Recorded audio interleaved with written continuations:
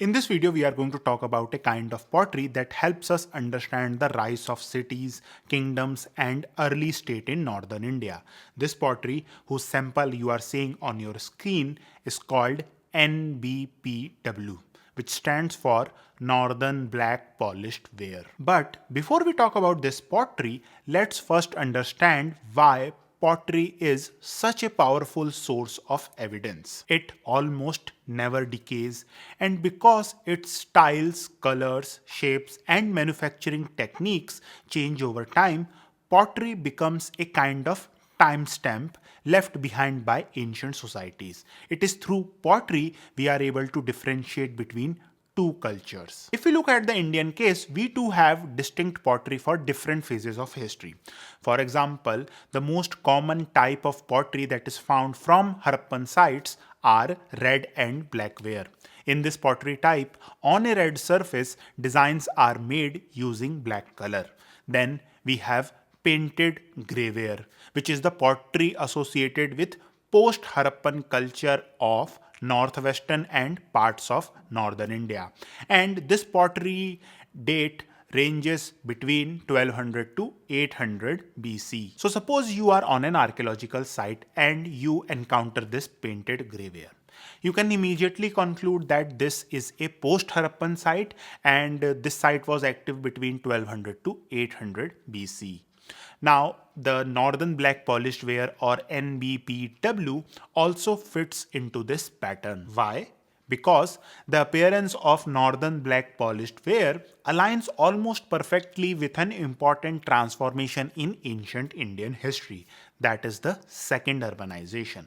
We all know that the first urbanization or the emergence of cities happened during the phase of Indus Valley civilization when cities emerged in Indus Valley and the areas surrounding it, roughly the region of northwestern part of the Indian subcontinent. This phase of urbanization ended around 1500 BC. Some thousand years later, cities again began to rise, but this time in the fertile Ganga plains.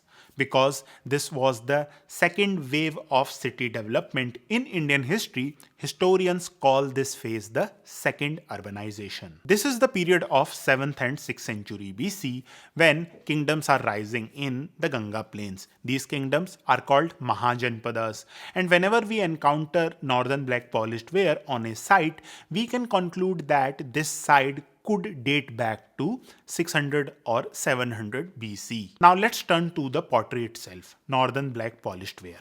The name is quite misleading. Just as the famous French writer and philosopher Voltaire once remarked about the Holy Roman Empire that it was neither holy nor Roman and nor an empire. Northern Black Polished Ware too is not strictly northern, not always black, and not polished in the way we imagine. Its color vary widely. Its distribution extends far beyond the boundary of northern India. And its glossy finish is due to a very specific firing technique and not with the process of actually polishing the ware. So let's first discuss the geographical distribution of this pottery. It is clear that it was not confined to northern India. It appears across a huge region in Bangladesh, Pakistan, Nepal, and even in Sri Lanka. To give you a sense of its range, in north it reaches Udaigram in Pakistan. In south, it extends to Anuradhapuram in Sri Lanka. In the west, it appears at Prabhaspatan in Gujarat.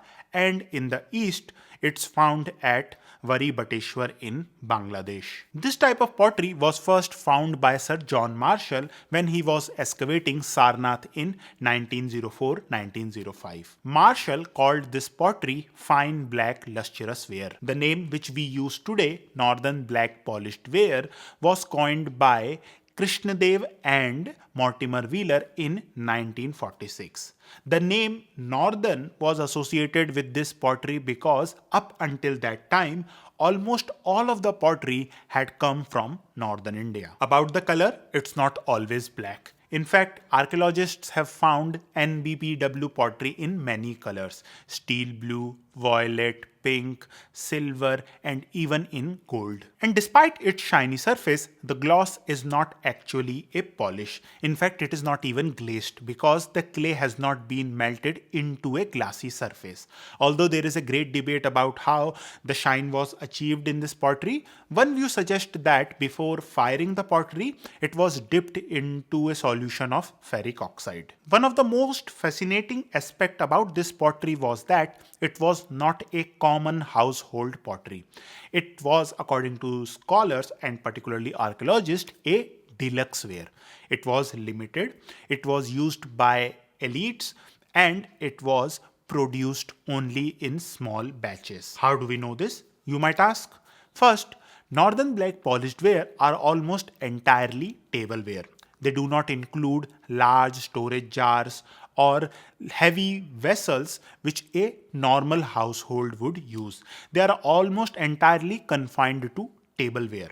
Most of the common types of northern polished ware which we have found are dishes, vases, small vases, saucers, etc. Second, at sites where northern black polished ware is found, its percentage is restricted to 5% of the total pottery assemblage, even during the peak of its production.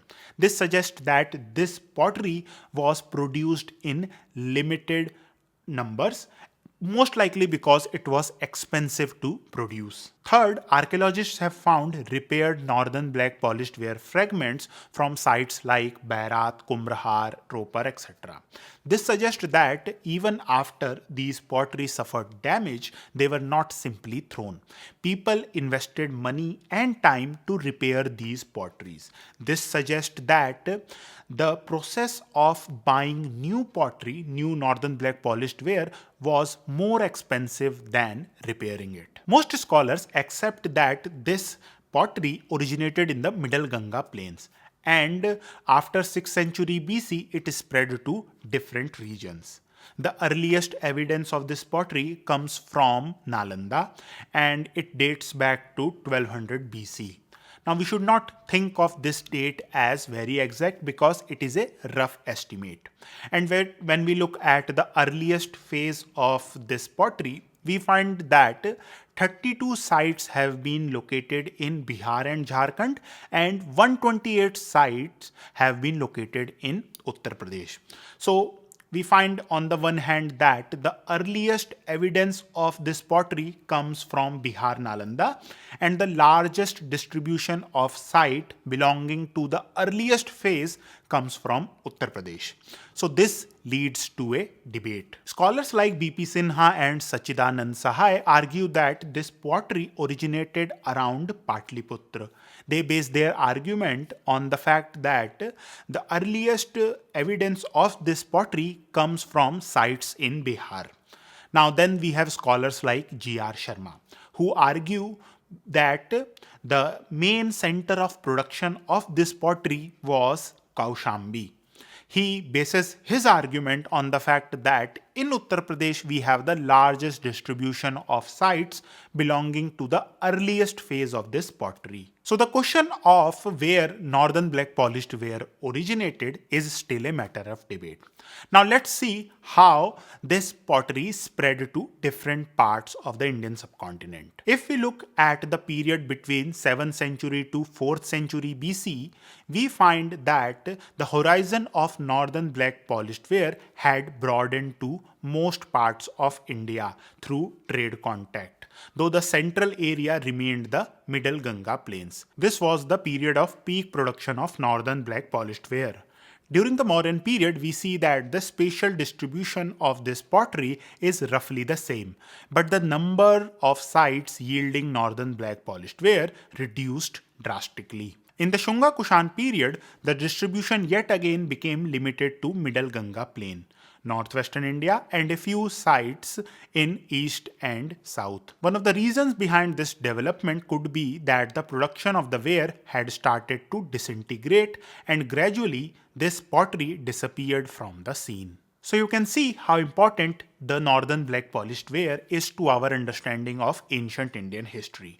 And perhaps when you are next time in a history museum, see the display of a pottery fragment, you will know why they matter to us. They are not just a broken piece of clay. They are fragments of our past. If you like this video, do watch these videos as well. And if you like this channel, do subscribe. Thank you for watching.